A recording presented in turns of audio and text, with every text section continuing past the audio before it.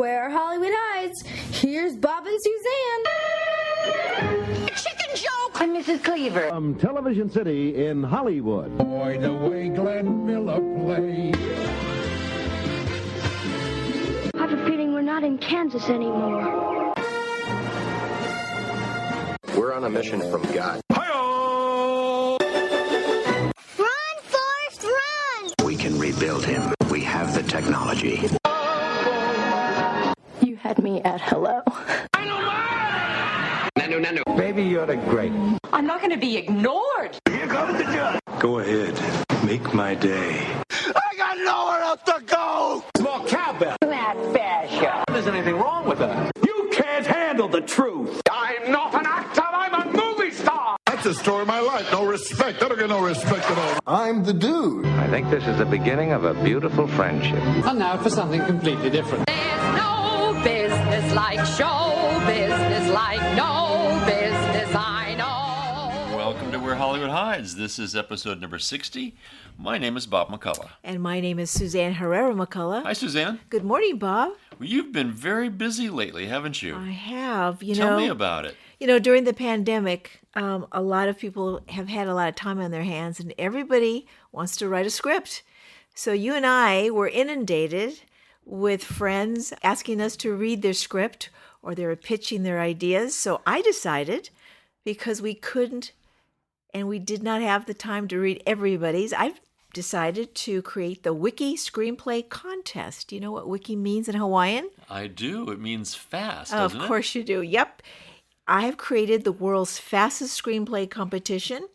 It's 10 pages in 30 days. Wow, what a cool idea. So if your script is ready to show agents, producers, or studios, find out fast. It's a new contest every 30 days.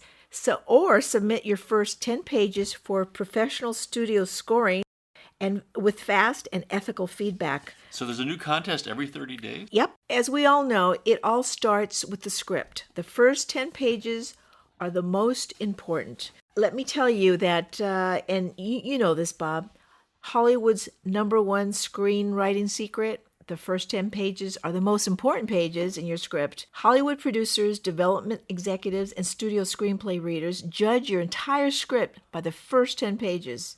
If you don't hook the reader in the first 10 pages, your script will never be read all the way through. Well, boy, that's the truth, isn't it? Yeah, it is. That's a real secret that most people don't realize if you don't hook them.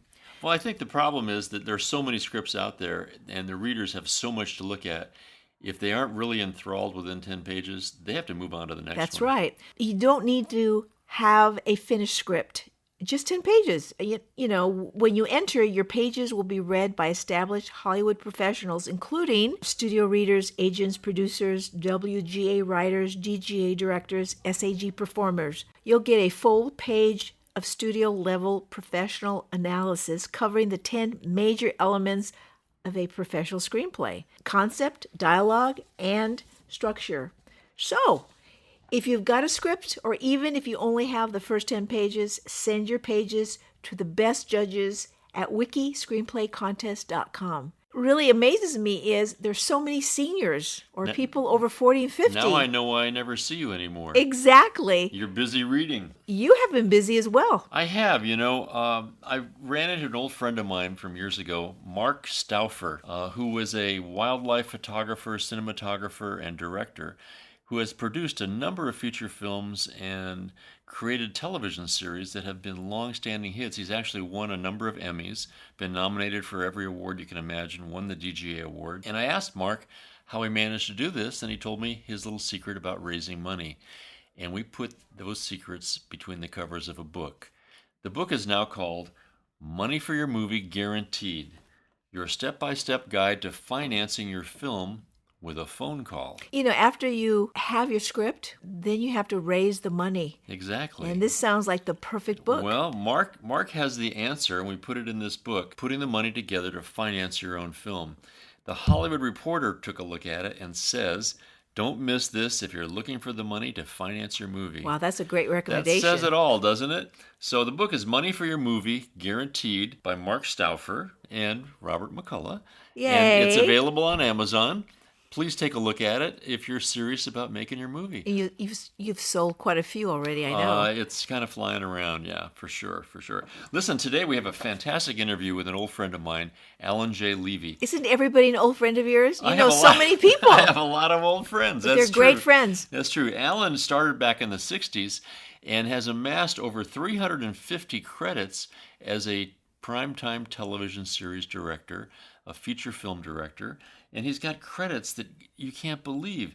He's worked on shows like NCIS, ER, The Fugitive, Magnum P.I., Miami Vice, Cosby Mysteries, Courthouse, Sweet Justice, Simon & Simon, Airwolf, The $6 Million Man. That's where I met him, actually, $6 Million Man. That was a good show. He's a really good guy, and he has a lot of interesting things to share with us. So, here's Alan. Alan Levy. This is a thrill. You are one of Hollywood's most prolific television directors, I think, in the history of television. I was looking at the list of what you've done. You can't be that old. No, I started at 2. That's why. Oh, good. Well, you know, I was very impressed to read that you did start very early in your life. So my question... You know, I did. I had a passion for it very early, and nobody was going to stop me. You know, half of what I feel anyway, anybody's success in this business, Bob, you know this, is stubbornness and a willingness to do anything, almost anything, to continue to rise in it and make yourself happy. And that's what I was. So, Alan, I'm stubborn. I wouldn't take no for an answer. So when you said you had passion, you know, most teenagers are into other things. So did this start by just going to the movies early on in your childhood life, or how did that come about? Well, as a kid, my dad was an engineer at heart, and I had 2 hobbies, photography and electronics or sound recording.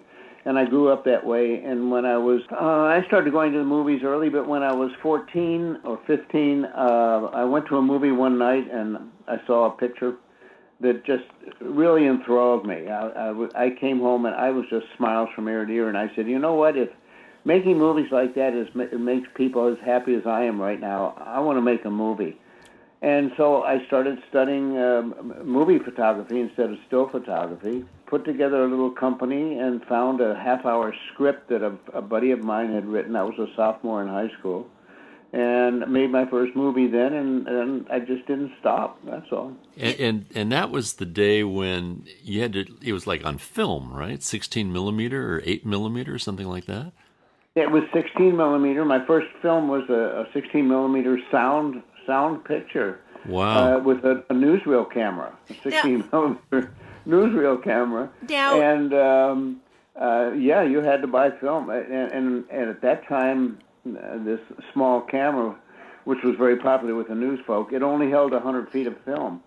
So it was 2 minutes and 45 seconds worth of takes, and that's about it. You had to change film. But, yeah, you had to buy the film. You had to process it. You had to have a print of it if you're going to do any editing. And so I kind of learned by doing. When I went to school, nobody was walking around with a script.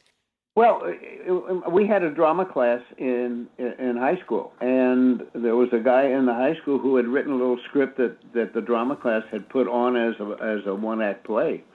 And so I saw the play, and I thought, gee whiz, this might make a real cute little film. Very impressive. So I asked Joe if I could, use he was also an actor, use the script and hire him for nothing, of course, and hire him to play the part as he did in the play. And we made the film in one day. That's amazing. Today's kids, they pull out their iPhone and they go make a movie. They don't understand what the barriers of entry used to be. Well, you're right. When I teach film, though, a lot of the students today, they say, well, how do I do this? How do I do that? And, I always say to them, you can go buy an iPhone or a small camera for almost nothing today, especially a used one, and you can shoot, put a $50 chip in there and shoot all day long and then go home on your computer and edit it. And I said, just shoot and shoot and shoot, which we couldn't do back then. You're right, Bob. I think it's much easier today for I mean, look at the young people who are making films, and look how many films are being made today. It's unbelievable. Yeah, yeah. Well, again, it's that barriers to entry sort of a thing. So continue your saga. The story is amazing. So you're 15 years old. You're shooting your first movie. And where did you grow up? I grew up in St. Louis. Oh, so it wasn't Hollywood. So where'd you go from there? How did things progress? Well, to make a long story short, by the time I had graduated from high school, I had made 43 pictures of different kinds. I had made commercials for the National Conference of Christians and Jews and for the National Safety Council. These were organizations that couldn't afford to hire a professional company. And I had put together a little company called Petite Productions. I had my buddies in it. And I kind of trained one guy to hold a microphone boom and another guy to push a dolly that I had made out of 4 wheels and a piece of plywood. And at the beginning of my junior year, I wrote a letter to 3 people in Hollywood who I knew had helped young people as much as they possibly could. And one out of the 3, I got an answer back from one, and that was Dick Powell. So Dick became interested in what I was doing, and of course I had a mentor out here then. And I kept making films and sending them to him, and he would critique them. And when I was a senior, I wrote to him and I said, I want to come out to Hollywood between high school and college. And he said, it's not a good year because television had really grabbed the public interest, not motion pictures. And so movies fell in popularity, and he wasn't that busy. But he was at Republic at that time as a producer, director, and actor. And when I graduated from high school, I came out here for 7 weeks and studied under Dick. He put me in a studio with a director for a week and with an editor for a week and with a makeup man for a week and so on, and I was here for 7 weeks. And at that time, that was the real feature film business. That's really before Dick Powell became a force in television. Just before he did 4-star, you're absolutely right. Uh-huh. This is all the result of a high schooler writing a letter. That shows you, I think that's really exemplary of what it takes to get into the business even today. If you're standing in line being normal, a lot of things don't happen, Absolutely right. Nobody knows that better than you do. You have to be willing to take a chance for sure. Okay, so after that, basically a fantastic internship with one of the Hollywood's leading producer directors, kind of a guy who became an icon, Dick Powell. What happens then? Well, it's a funny story. At the end of the 7 weeks, I was enrolled at Northwestern University in engineering, electrical engineering. At the end of the 7 weeks, I walked into Dick's office. He was on the phone with a good buddy of his, and he motioned for me to sit on the couch, and I sat down, and he finished his call. And we chatted for a moment or two, and he said, well, when are you going back to college? And then I probably said the most ridiculous statement I ever made in my life, and I said, I'm not. And he said, you're not going back to school? I said, no. He said, why? And I said, because I want to make motion pictures, and you don't need an education to make movies. Well, he got up from behind the desk, and he walked around. He's a big guy. And he sat on the desk right next to where I was sitting on the couch. And he said, Alan, you see that door? He said, you walk out that door, go back to Northwestern, graduate, or you don't know me, and I don't know you, out. And so he kicked me out. And I got on the bus and came back to St. Louis. And the first night I was back there, I was sitting down to dinner with my folks and my sister. And I finally said, I got a story to tell you. And I told him that story about that Dick had really forced me to go to further education. And my mom had a smile on her face, and I wondered what she was smiling about. And she walked over to her secretary desk, and she handed me a letter that was written by Dick to my folks. The letter arrived before I did because I was on a 3-day bus trip. And it said, Dear Mr. and Mrs. Levi, forgive me for speaking to Alan the way I did, but I really, one of my main interests in life is to make sure that young people get an education. What a classy guy. I'll tell you, we stayed in contact for my entire college career. Then I came out here 2 years later after directing a couple thousand hours of television in St. Louis. Did Dick Powell get a chance to see your success? You know, in some way, yes. When I came out, I went to Dick's office, and we sat there and chatted for quite a while. He was head of 4-Star at that time. And he was the only, if I remember right, Bob, I think the figures will prove me right. He's the only person in our business. One year he made 45, or while he was at 4-Star, he founded 4-Star.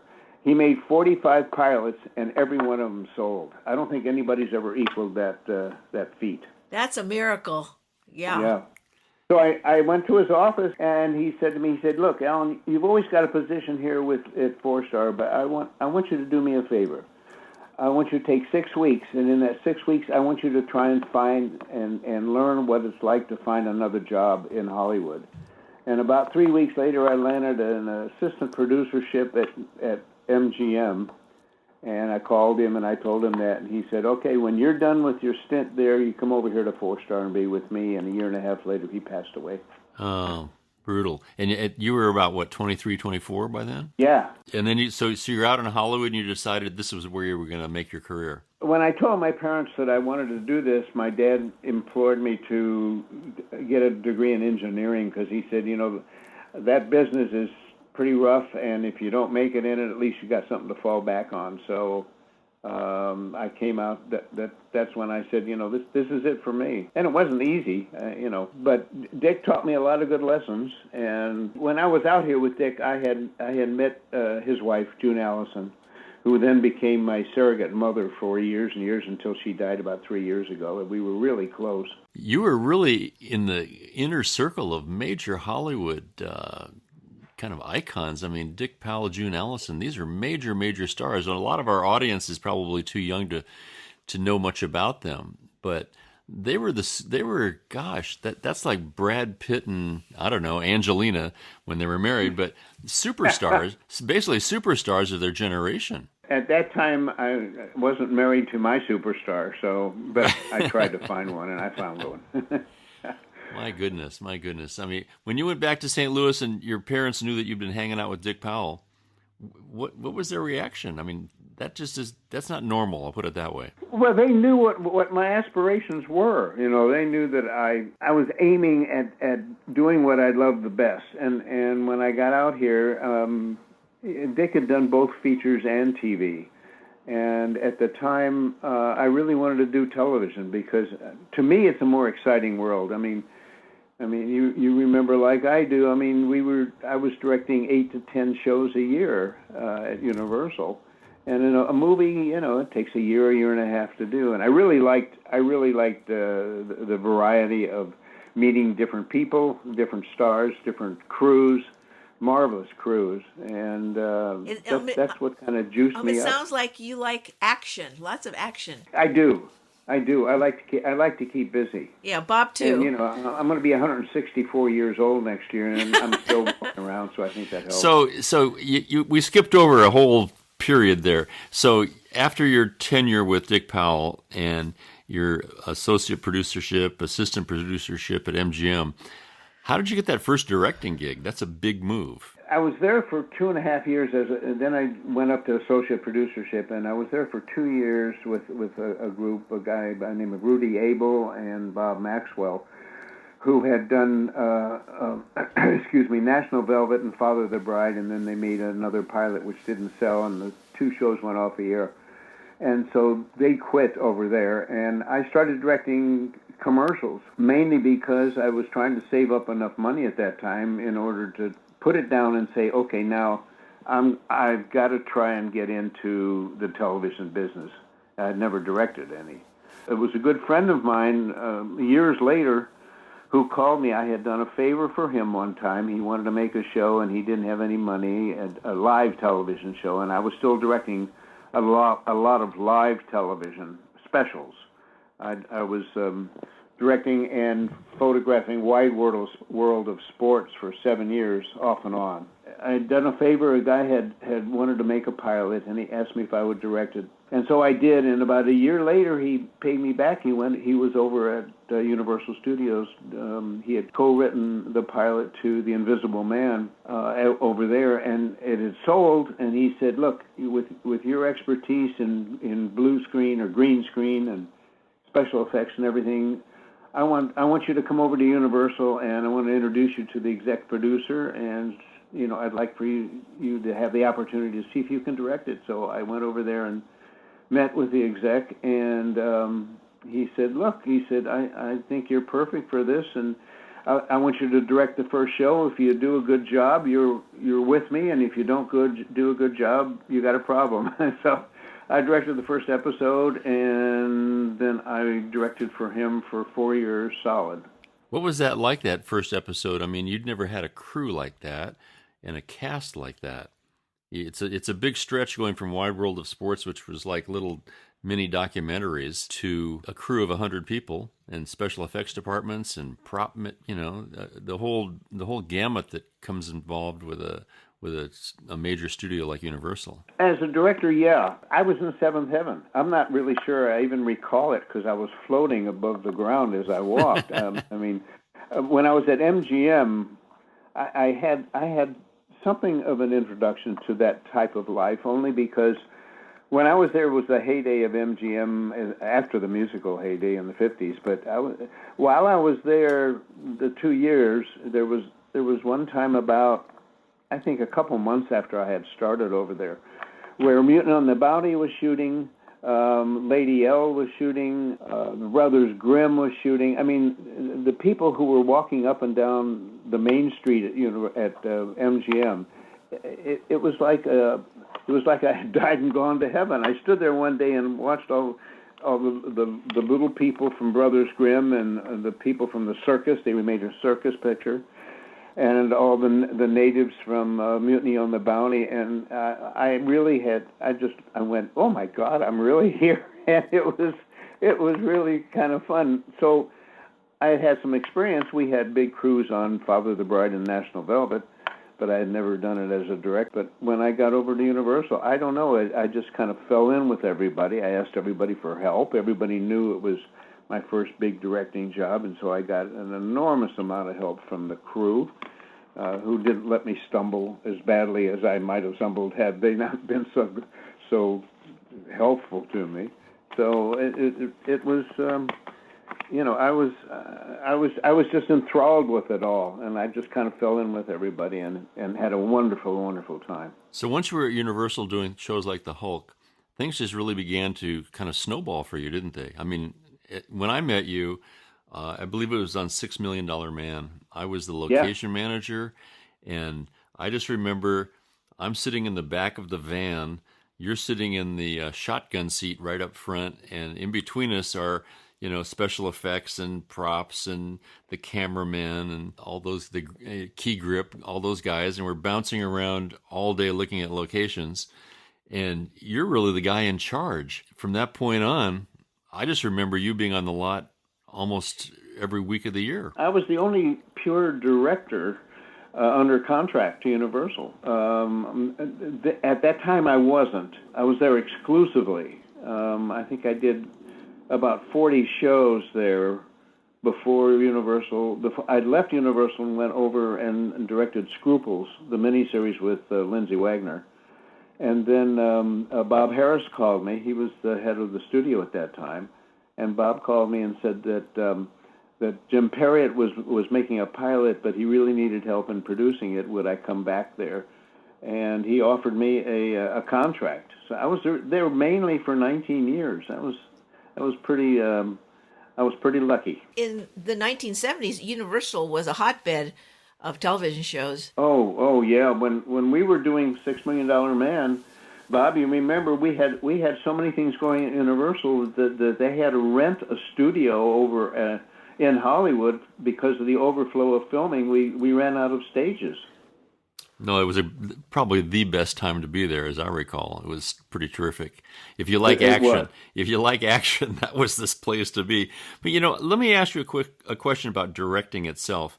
When you're an episodic director in television, What's it like that first day on the set? What do you really see your role as? I mean, are you the captain of the ship? Is the director of photography? Is the star of the show the director? I mean, who's really running things? Well, the director really runs things there, but I've always envisioned myself as a catalyst. You know, we're commanding the boat, but if you haven't got people to raise the sails and to, you know, swab the deck and that kind of stuff, you're not going to go anywhere.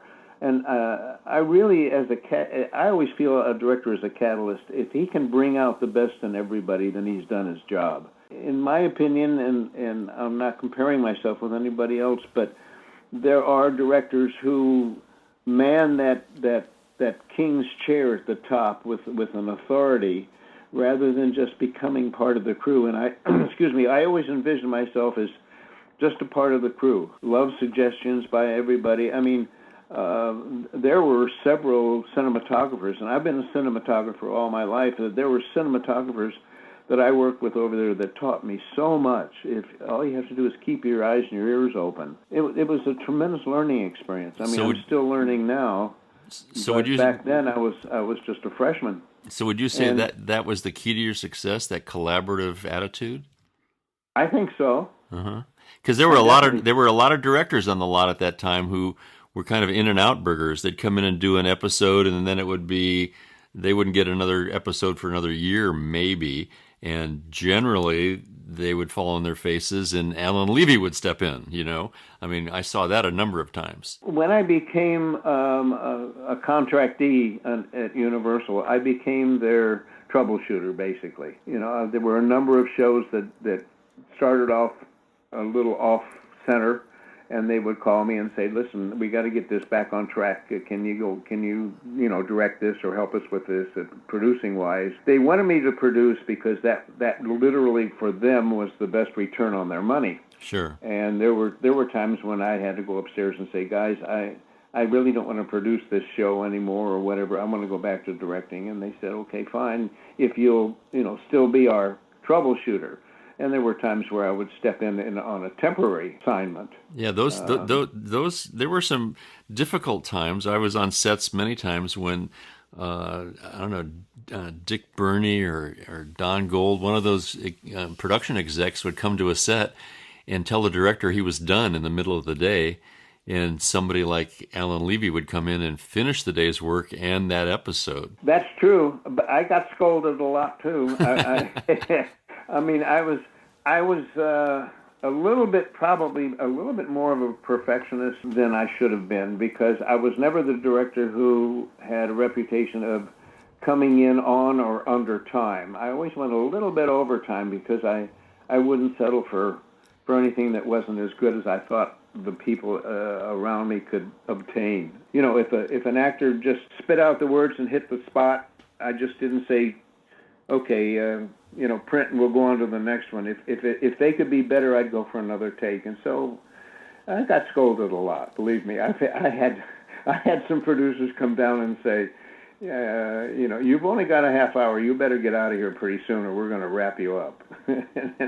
Well, I remember those days. I can name the people, but I won't.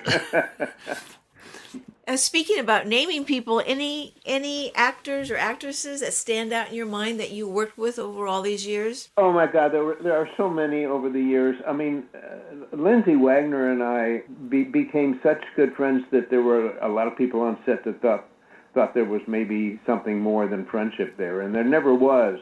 But we were very close. We were so close, literally, that it became something that was very valuable to the two of us later in another show. But we could basically communicate without words at times.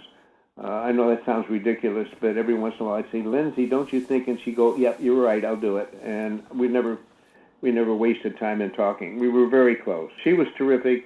Peter Falk and I were dear friends. He was a curmudgeon. He was impossible. Many times I would print take 3 for me and take 27 for him, because talking about being a perfectionist, if it didn't feel right to him, even though he was always good. I took him into the screening room one time when literally I had printed like take 2 or 3 for me and maybe take 12 or 14 for him. And I said, Peter, tell me which one was yours. And he'd look at the film and he'd say, well, I can't tell you which one, but I can only tell you that, he said, I felt better with this take. You know? But I've been so fortunate. I've worked with so many stars, so many people who were influential in my life and who were well-established people. Now let me ask you, without naming names, I guess, of all the series that you've done, and you've done, I don't know, I'm looking at your IMDb profile, you've done about 75 different series in 300 plus episodes. That's a lot to recall, I understand. But if there was one show you could shoot again, one series, not a particular episode, but which was your best series experience? Oh boy, that's a good one. If the network came to you today and said, Alan, we want to reprise one of these shows, but you get to pick the series, which one would you pick? You know what? I hate to go back to it, but for a number of reasons, I think I would. Number one, it was early in my career, and it was the second one, and that would be The Bionic Woman, only because it made such an impression on the viewership, and Lindsay and I and the rest of the entire crew and cast. We had such a good time at that time. It's different than today. Today, I don't think the directors are having as good a time. They're enjoying themselves, I'm sure, but we were creating something brand new. The word bionic was not even in the American dictionary at all until The Bionic Woman. Right. And it made a big impression on everybody who watched it. People remember Jamie Summers, but we had such a good time at that time. I mean, we were overloaded with work. Universal was the busiest studio in town. But I think as all the other shows that I directed, I mean, there were some. I loved ER. ER was the crew and the cast on ER were absolutely fantastic. It was the smoothest running set I think I've ever been on. Well, some of that cast has gone on to become major stars. They sure have. I worked with Clooney a couple of times, and a great guy, obviously. Could you tell at that time that we were friends for a while, and then... Could you tell at that time that he had something more that would propel him into where he is today? Yeah, he's cute.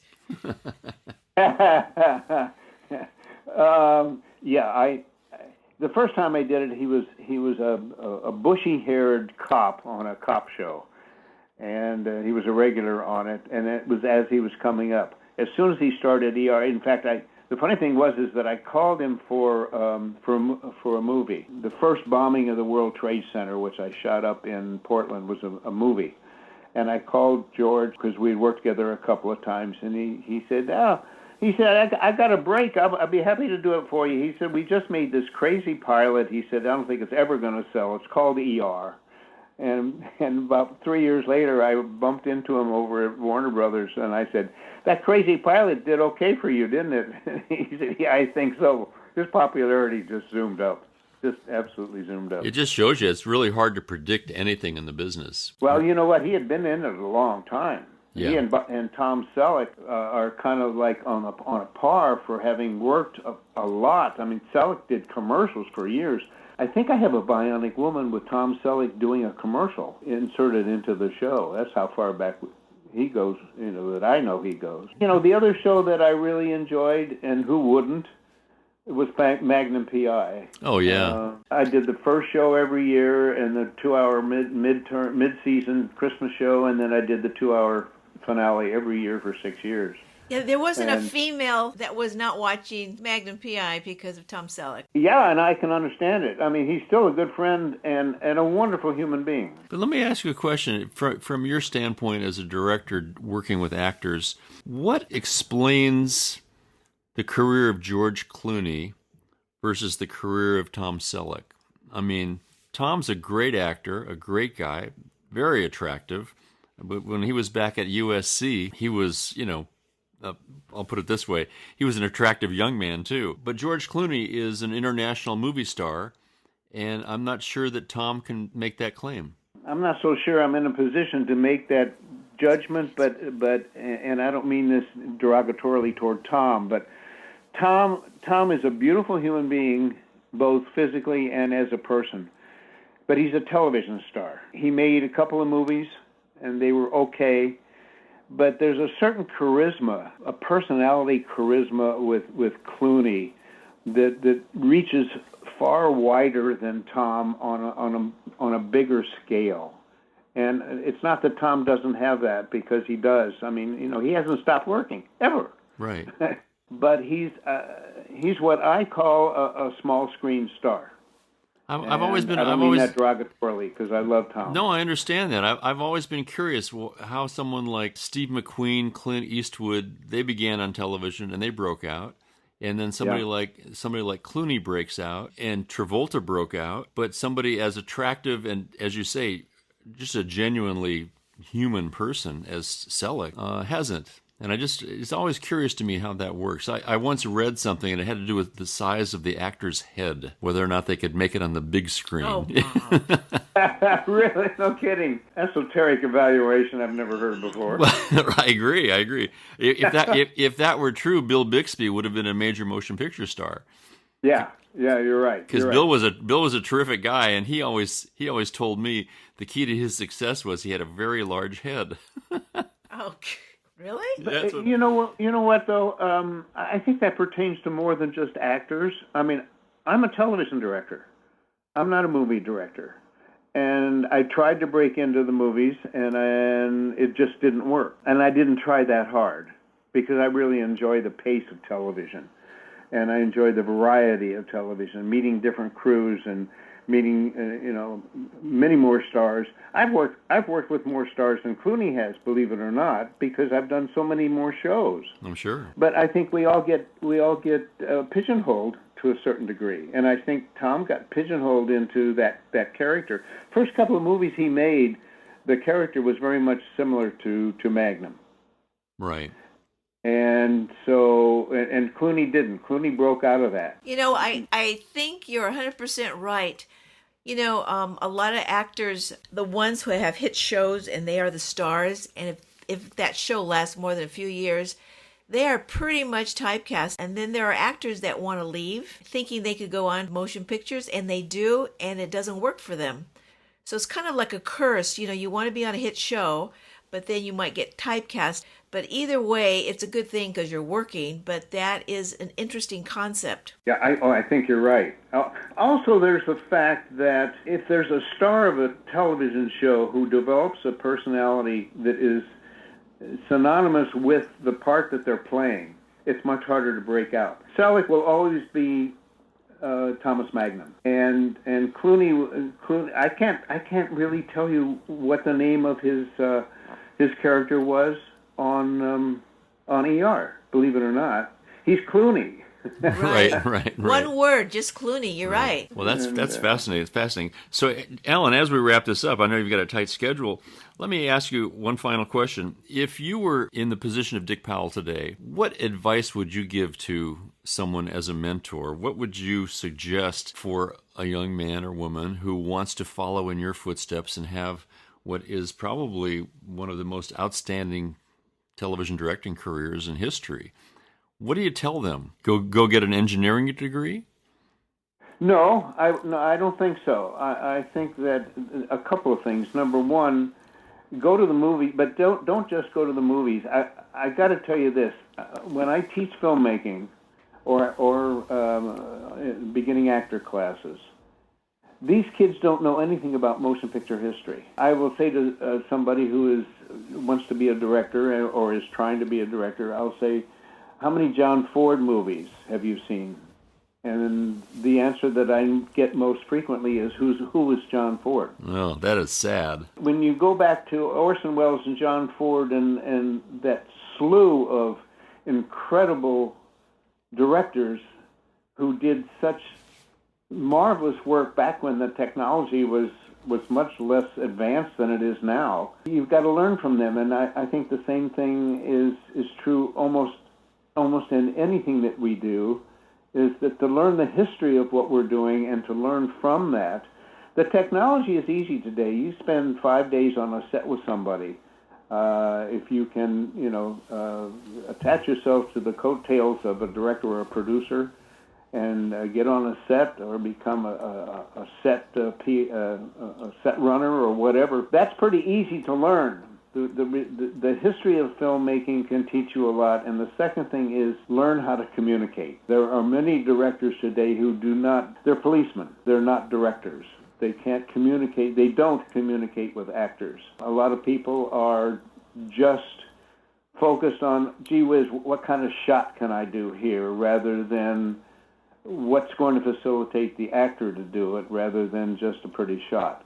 And I think it's communication and learning how to, there are a lot of books out on how to talk to actors. And I don't know of many of the students that I bump into have ever read those books or go to class or, go take an acting class. But you have a distinct advantage, as have I, in that we're both married to actresses. That's true. Your wife is Sandra Curry, who is a well-known character actress. So does she give you some insights into what it really takes to communicate with the actor? Oh, directly. Yeah. Every day, right? You better believe it. There are ways to communicate with actors where you make them feel that they came up with the idea, or they came up with the solution to the problem that they're having, or they are the ones who made it better. And it's true, they do. But you've got to kind of give them a hint or whatever, and there's a way to do that. And I'm not sure that it's written in books, but Alan, really this has been terrific. It feels like old home week talking to you.